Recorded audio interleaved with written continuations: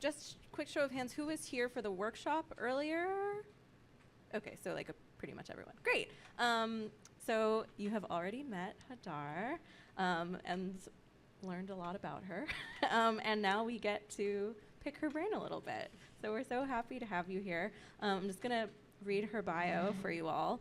Hadar Ahuvia is a dance artist, Jewish educator, and ritual leader raised in Israel, Palestine, and the U.S. Turtle Island. She is crafting a diasporic Israeli identity beyond Zionism.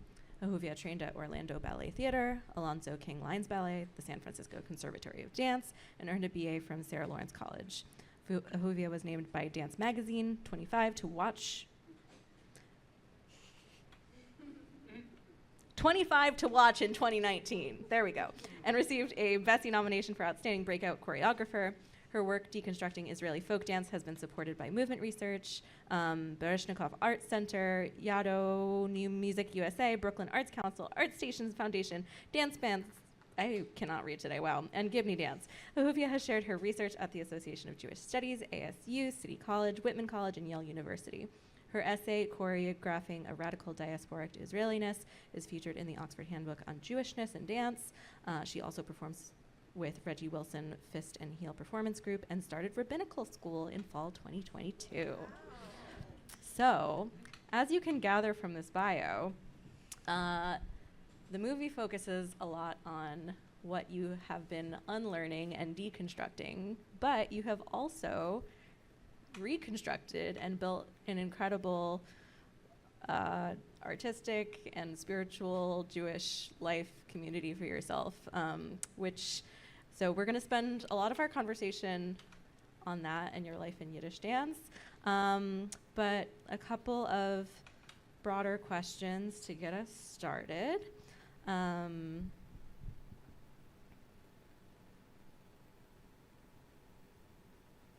you are. Okay. So, to me, this film, right, it's so much about the conversations that it sparks, the reactions, for people to watch it and respond to it in community. I'm curious, who do you think of as the audience for this film? And you've obviously toured it around a lot and seen different audiences, different communities in reaction and conversation to it. So, how has seeing different audiences react, how have you seen them challenged or surprised, and what has challenged or surprised you in their reactions? Thank you. Oh, we do have some amplification. That's fun.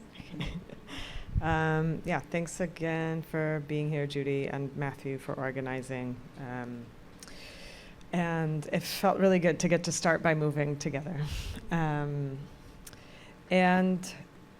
I think when I started this work and then the film, we were thinking about reaching Jews who we felt like it feels like it's my role in this broad movement for Palestinian liberation, for justice and peace in the land, that I have a particular role to play because of my identities. And there were moments of feeling vulnerability in the making of the film that felt worth it, because it felt like I could speak to my people. Felt like my responsibility to speak to my people. And I don't know, my people is kind of a broad imagined idea, but American Jews, Israeli Jews, dancers, I think Tatiana, the director, filmmaker, was able to pick up on my work and make the conversation much broader, and it's been really amazing to see Jews connecting to this work, but also non-Jews and non-dancers finding resonances across anti-colonial struggles around the world, or cultural reclamation projects from a variety of identity positions. And so that's been really beautiful to witness and experience, people who are mainland Chinese thinking about their relationship to Taiwan, people who are golfers thinking about the ecological impact of golf, which is like their family physical activity and its relationship to land and place. And then there have been times of sharing this work with folks who are not Jews where I realize how much of an internal conversation we're having, and how much, as I think that I have, or that the film, even more than my work, takes time to explain what Zionism is, who Jews are, that people who have, I showed this film in Kentucky, people who have really few tethering points for, or few connections with Jewish people can get really lost in the sauce. And so that was interesting. Like I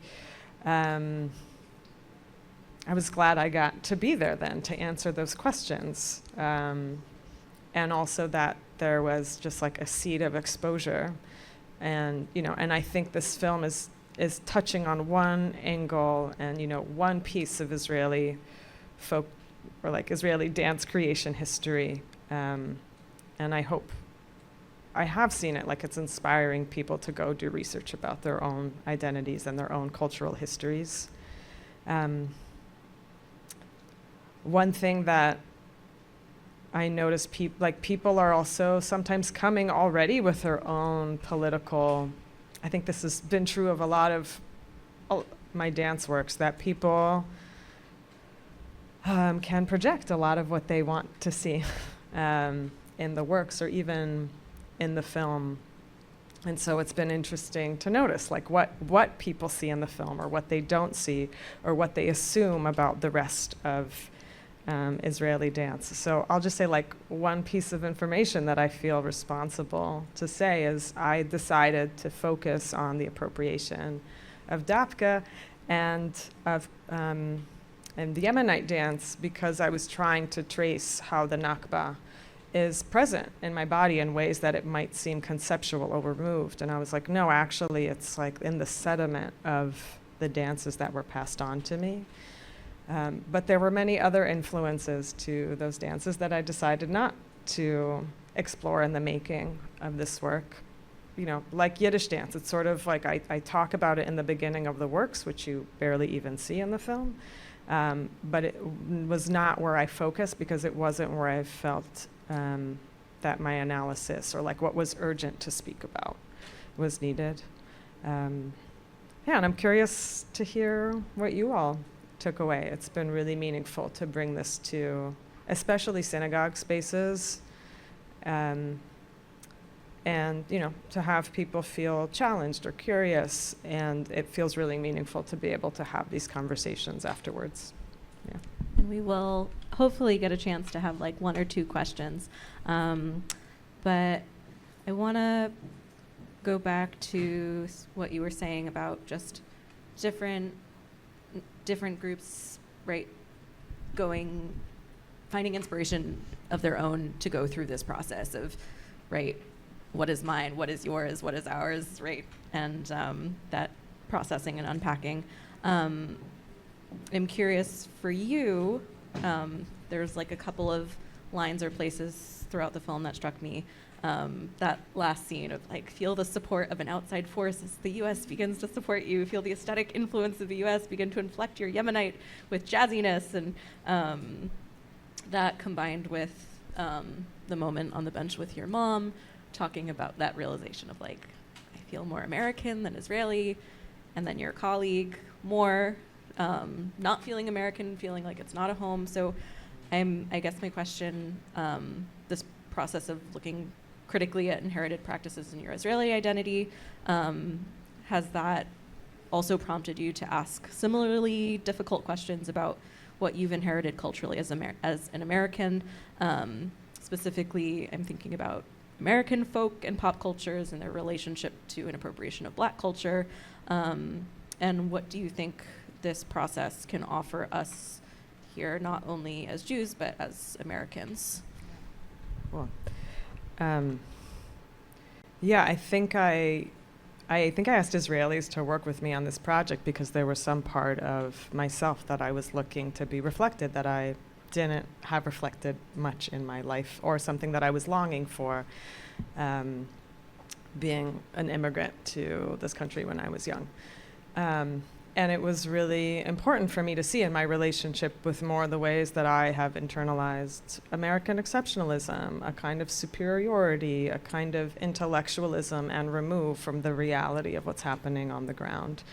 And so it was very humbling and very generous of Moore and some of my other collaborators who I worked with on pieces after this, what's in the film, to really reckon with that, with the ways in which the privilege I have as an American enabled me to kind of take a kind of superiority and or like an intellectualized analysis, which I see as like a facet of white culture, to be able to look at something and only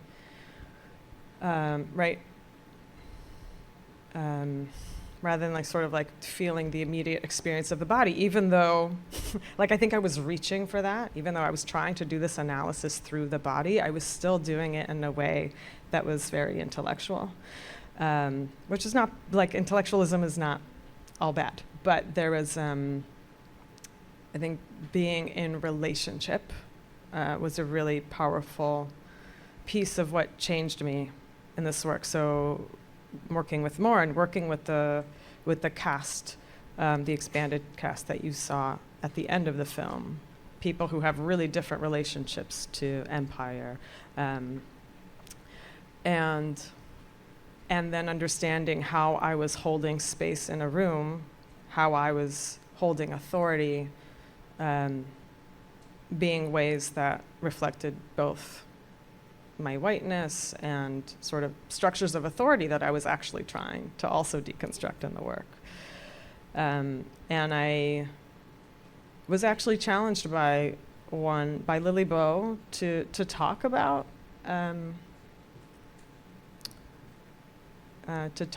mass incarceration and blackness in the work and the connection between the Israeli state and the police exchanges that happen in the U.S. And when they first asked me to do that, I felt really resistant to having somebody like tell me what I needed to address in my artwork. And I sat with it for a long time. And it ended up emerging like in that class about the Yemenite step, which started out as like kind of a joke, like the way that I'm like in the Yiddish folk dance class that we all just did, where I'm like, let's like feel different ways of doing this movement. I wanted to take folks through like, here's how I learned the Yemenite step. Here's how I understand it. I did not grow up with actual Yemeni dancing. This is my best approximation. Please don't take this as 100% correct. And then to show them the ways that I had seen it translated, morphed, to my eye, kind of like desecrated by,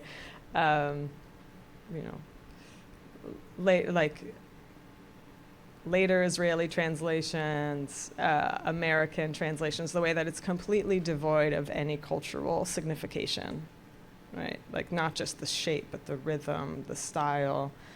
Like it becomes like a three-step something that has nothing about it that's actually Yemenite. And so we were doing that as a class and thinking about I was trying to analyze, like, what are the influences? Like, why are these Christian Zionist dancers pointing their feet? And why are current, like Israeli dance, which is like super popular still, like, why are people wearing jazz shoes? And so it was like analyzing these kind of geopolitical influences on dance that made me, reconsider and feel like, oh, actually, there is a way that I could bring that and talk about the geopolitics, like what's happening in this country in terms of race, that it felt like important and essential to talk about that. So it's subtle because there's a lot of things that are happening simultaneously in that scene, and so it may or may not land for people. Another piece of the analysis of that scene is about Gaga, which is a movement technique developed by Ohad Na'arin for Batsheva, who developed this concept called groove, which is absolutely,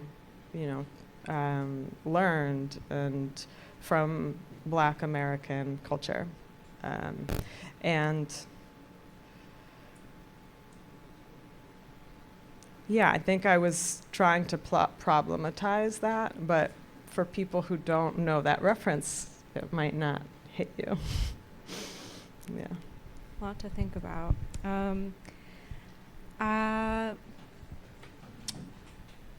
Let's see. I had one more question, but I'm thinking maybe to move into the Yiddish dance part of the evening. So I met you, and I know you through the Yiddish Dance, Klezmer Yiddishkeit community. So, watching the film for the first time, I was curious to see how that part of your life would appear. And it does kind of hint at you reconnecting with your family's roots in Eastern Europe, but it left me wanting to know a lot more about how you discovered the contemporary Yiddish cultural revival. Was that a process that was happening, that constructing, was it happening in parallel to the deconstructing? Was it, more linear, one after the other? But yeah, so pivoting towards more questions in this area, but let's just start at the beginning. When and how did you first encounter the Klezmer and Yiddish revival community? So lots of love and credit to Jenny Romaine, who I've already mentioned today. But she saw Joey Vey in 2014, and she said, wow, you're deconstructing Israeli folk dance, or decolonizing Israeli folk dance. And I was like, whoa, I didn't have that language for it. I didn't really understand exactly what I was doing. I just felt called to do this work. And the following year, she invited me to come to Klez Canada when there was a dance focus that year. And it might have been one of the first times that they were doing kind of dance certification. I'm looking at you because maybe you know. Were you there? I was definitely there. Hello. Hello. So maybe we met in 2015. I was helping her, and Rosa Daniel Lang-Levitsky was also part of the performance workshop. And we ended up creating seated versions of Yiddish dances. Because the folks who showed up were young people and people with mobility issues. And that just that opened a world for me. I think I knew that there was something at the kernel of some of the Hasidic music that my grandfather would still sing, or even something in some of the early Israeli folk songs that they're still Eastern European in some ways. So that was my first. I mean, maybe going to a Dreaming in Yiddish award in New York. I think that was probably my first time doing Yiddish dancing. But the whole scene in New York was slowly cracking things open and getting to spend time at Klez Canada, and then slowly over the years, I think I was still really focused on the projects that you see in the work, and it took time for me to feel ready then to move towards what I wanted to practice. I was sort of digging at a wound because I was looking for its source, and some of what enabled the switch to happen was the pandemic. So suddenly I've been freelancing as a dancer this whole time, and so I had time to go to Beit Midrash. I went to YIVO that summer over Zoom and did their 6-week Yiddish immersion program. And I also started to deepen in my davening practice, and I understood that the thing that I wanted to practice and understand was the Yiddish culture that my family had abandoned or disparaged of. And so it's been, like I think even being involved in American like Jewish synagogue life was part of that slow process of reclamation. I grew up completely secular. So rabbinic training has been kind of a surprise, but it's, for me, part of this reclamation project that feels really connected to the dancing, to the music, to the language, to the ethos, and uncovering what there is a rootedness and richness to Jewish culture that was vibrant, that was embodied before the advent of Zionism, and so trying to find what that was. Yeah. I'm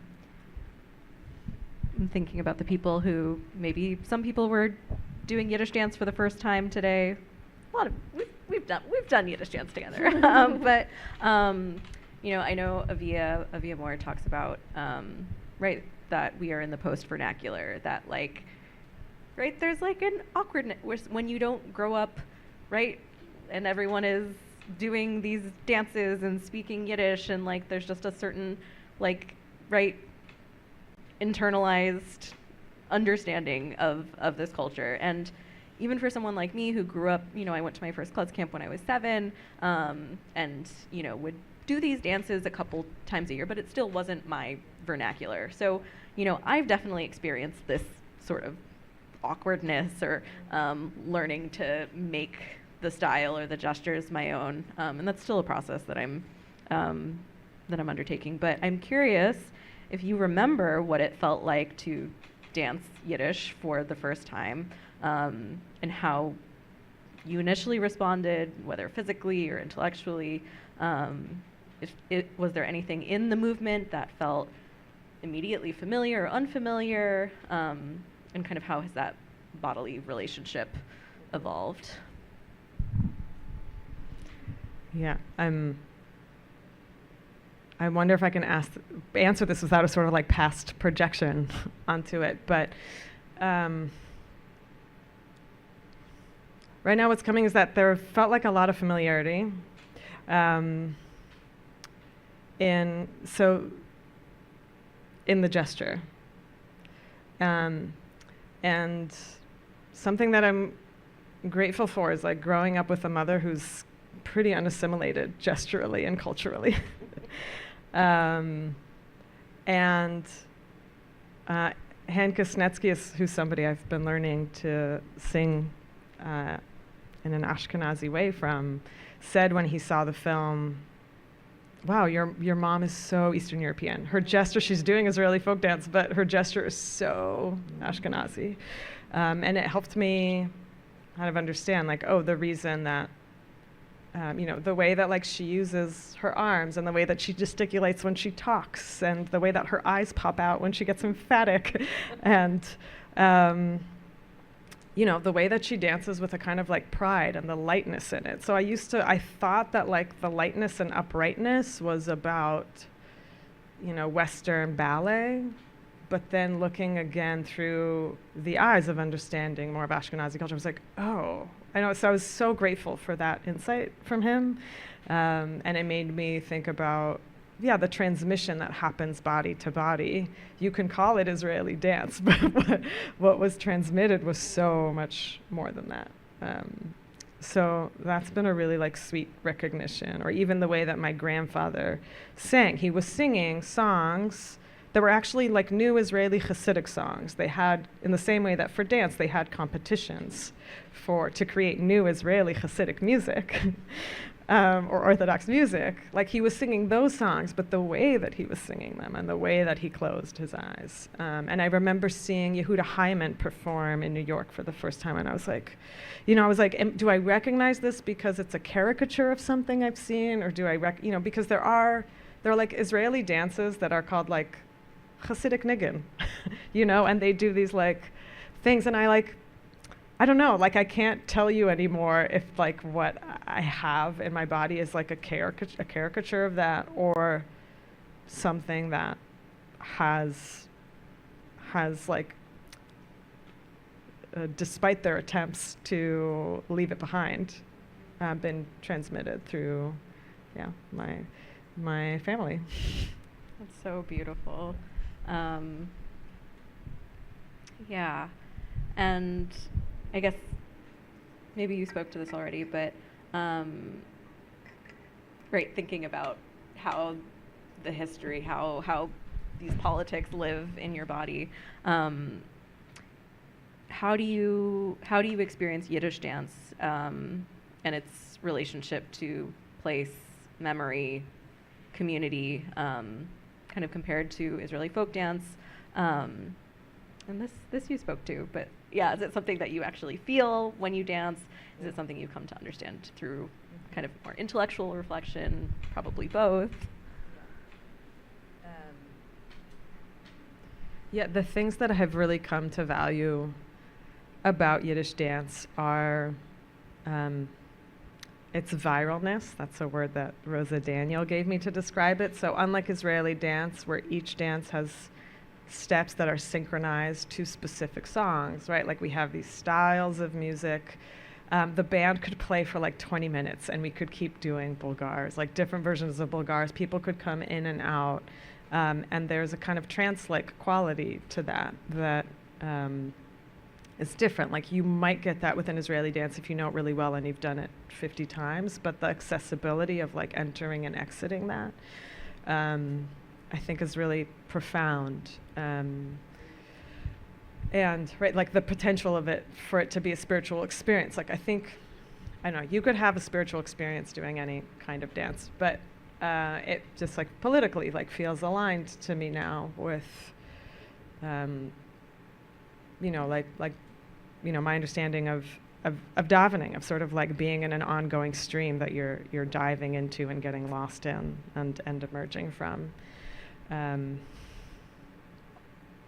want to say, different things about like the closed circle is such a powerful experience, but also the closed circle being a metaphor for a melting pot, for creating a bounded community, right? Like I think we all need communities that we feel like we're a part of. I don't think having, like affinity groups are a great thing, but it's interesting to think about the circle defining an inside and an outside. There's an outside to the circle and there's an inside to the circle.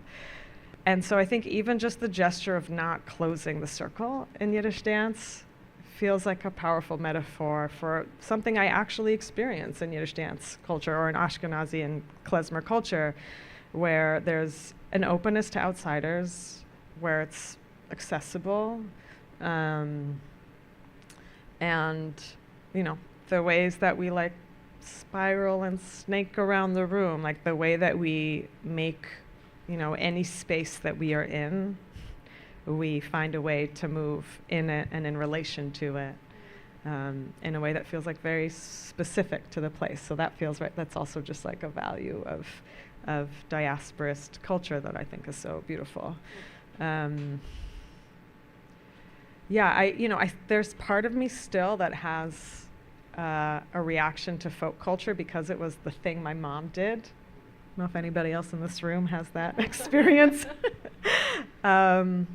And I think it was like why I was so grateful to sort of like enter from this performance project where it's like, oh, Yiddish culture, like this is changing. It's not only post-vernacular, but like we get to bring where we are and the needs and the politics of our communities to continue evolving what this is. It's not a static thing, and it never was. And it was always developing in relationship or like in chavruta to the communities around it or what was needed. And so we can still do that. And so like I dance for an Africanist dance company. And we live in America. So like Black culture is affecting the way that we dance. I still really value trying to learn the gestures and the specifics of the culture from people who've transmitted it and maintained it and like spent energy preserving it. Or I don't want to use the word preserving, like passing on these really beautiful specific gestures. And I think it's interesting to think about, well, do we or do we not move the hips in Yiddish dance? and just to like open up that conversation or to think about it differently, or like, why not? Why did people feel like we definitely did not move hips? You know, like what was happening politically that made folks who were transmitting the dances at that moment say that or think that? Or I don't know, like when I look at Branya Sakina and she's like dancing while she's singing, she's definitely moving her hips. So I feel like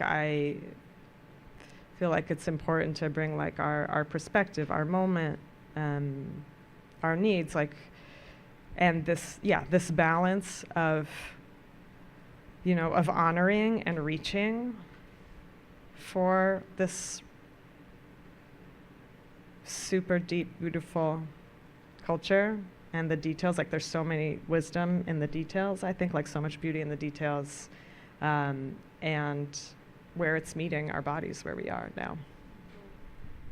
So well said. I'm still thinking about the open circle. Like you're just speaking to things that I've experienced in my body in Yiddish dance that I haven't put words to. So thank you. Kind of one last question, and then we'll open it up to maybe like one or two from the audience. But I know for me, but just generally, klezmer and Yiddish dance have always held joy and grief in the same body, or you know, in the same phrase. They're like, that's such the defining feature of this music and of this dance. And the film, right, documents this very intense process of examining and unraveling these inherited narratives through your body. And I'm curious what that's meant for your relationship to joy in dance, and how it's complicated it or opened it up in different ways, and what that feels like in your body now. Thank you.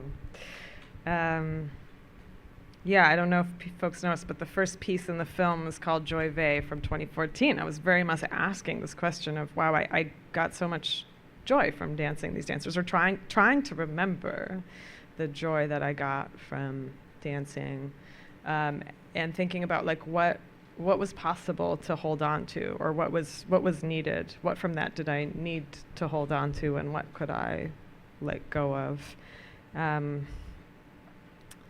And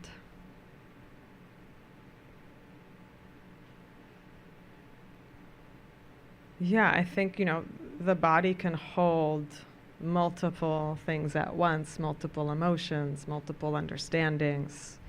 And I don't know, like I love a joke, you know, like,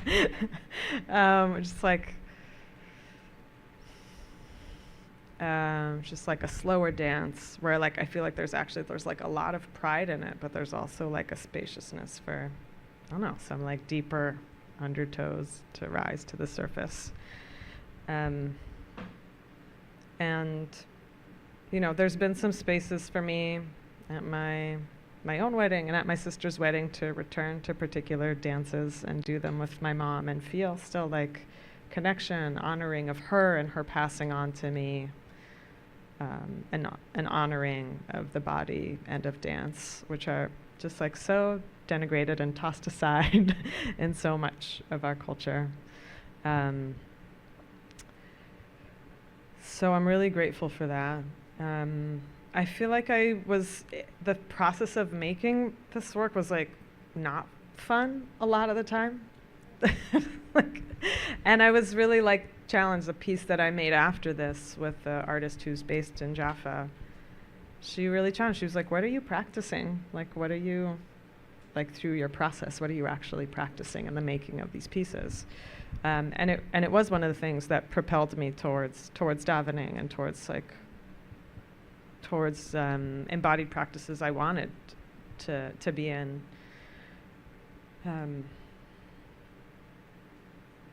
Yeah.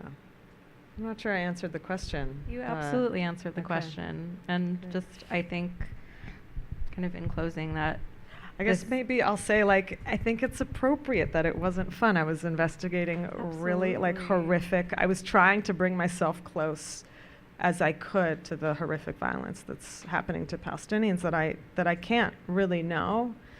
Sometimes I feel like when it gets difficult or scary or overwhelming, like we're just getting like a grain of sand of like what the experience is for Palestinians. And so it's just been a helpful reminder to me, and also like staying in that place of, moving from a place of like guilt and shame is not productive and not, conducive to the kinds of repair and change making that we need. So I was glad to be like called in by this friend who said like what's actually going to be needed to move forward, and how do you want to be present in that work?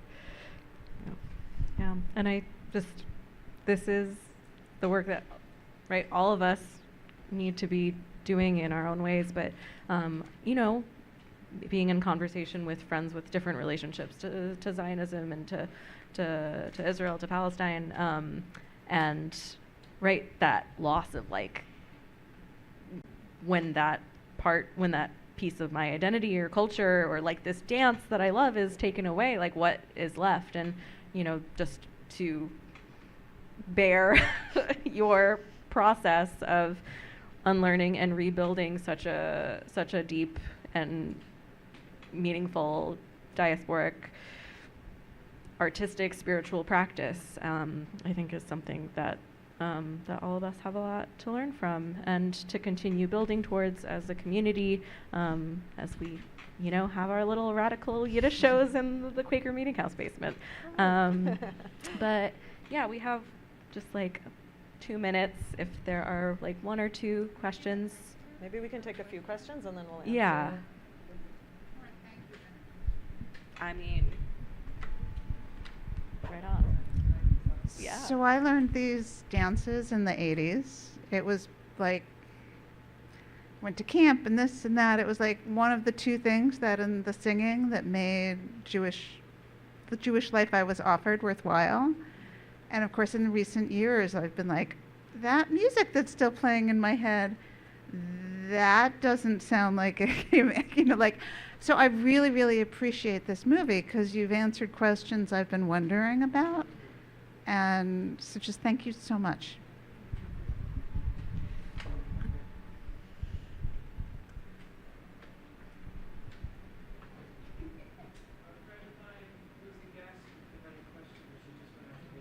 Oh no. You want to ask your question? Lena?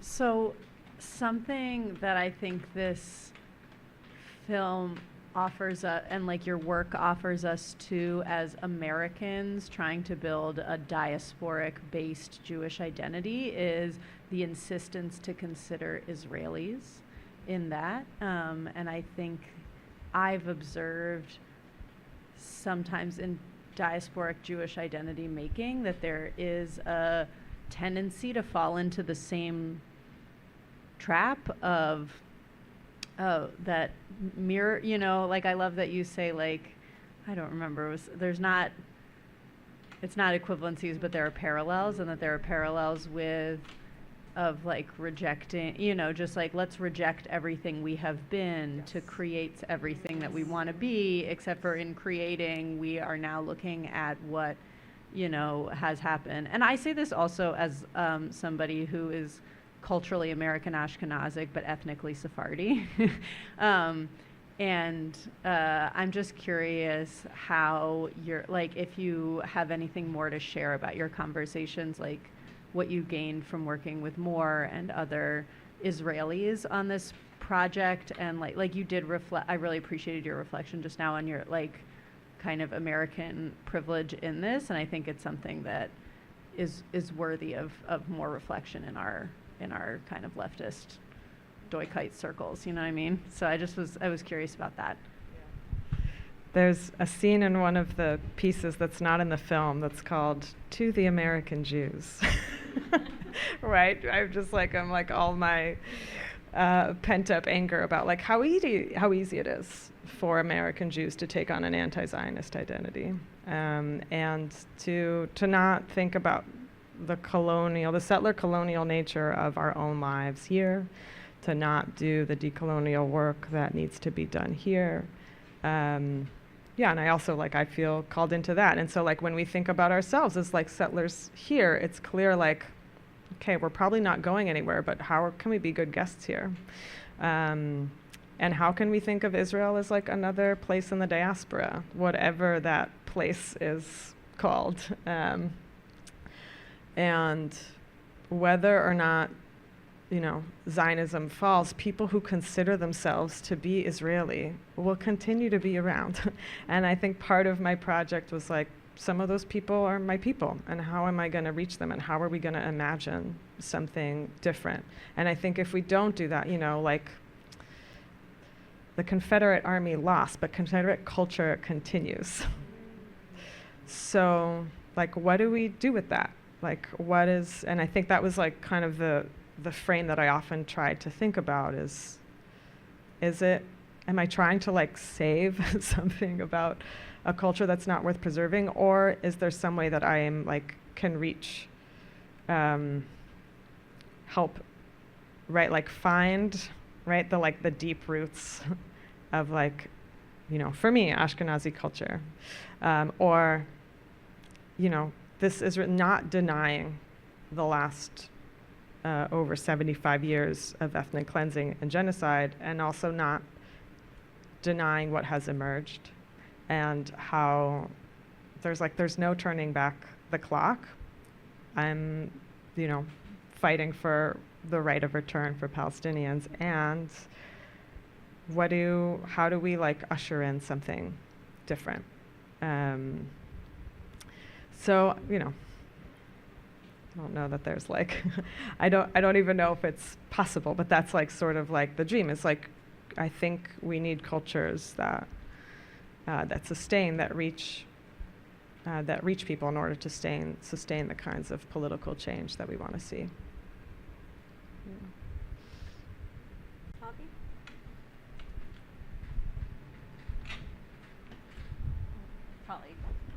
Hi. So something I noticed in the film is like, I guess I haven't studied performance art, so I was wondering kind of what do you think of like the role of repetition in dance? Because something that felt very present in the film is just like the constant practice of like practicing for these performance pieces of just like tap, tap, tap, doing the same steps over and over again. So I guess it's more of like an art question than a political question. That's very like, Yeah, very much like, right.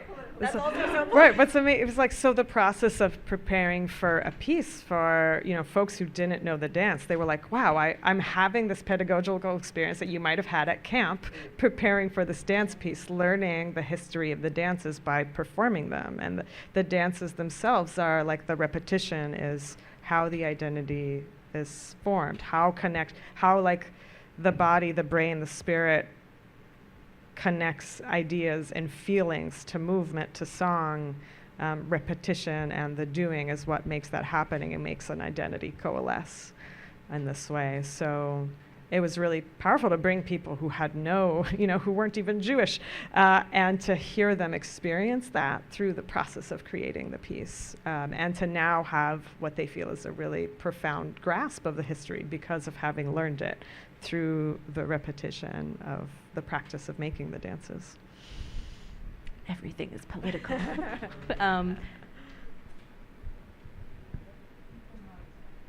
Okay. Did you have a question? Okay. And we'll actually make this the last one because I know it's a Sunday and folks need to get home. Yeah, give it up for it. So one line that I thought was really interesting within the film, the other kind of, we had the parallel dance group, the Freedom Debka group, that was highlighted, and he's talking about Debka, and he's saying, we all have our different sort of styles. When different countries do it, we do it kind of differently, but we share it. But I hear there's Israeli Debka, and I never want to see it.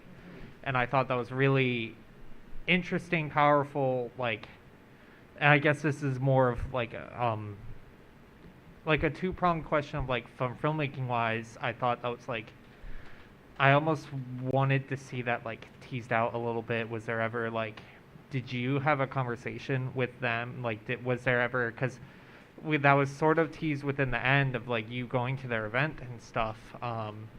And I guess other half of the question is like, how did that make you feel? Obviously, you know. It made a lot of sense to me in the same way that I don't want to see Christian Zionists using taluses and blowing shofars. And so whenever I'm like confused about like, is cultural appropriation violent? Like I just bring that to mind and the like kind of convulsive feeling I have in my body. I'm like, oh yeah, okay. So I really understood that, and understanding the continuing, ongoing, Israeli state violence towards Palestinians. I'm like, that to me, that felt like a generous response.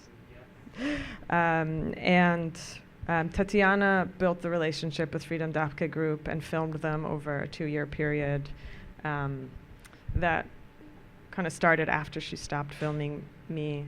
And we had that last event on the books, and it was October 14th, 2023.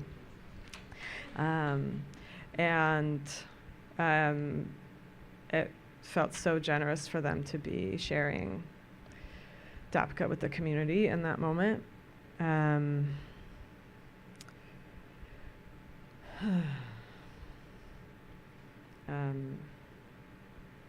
that they continued to feel that this project was important and to give their consent to be a part of it.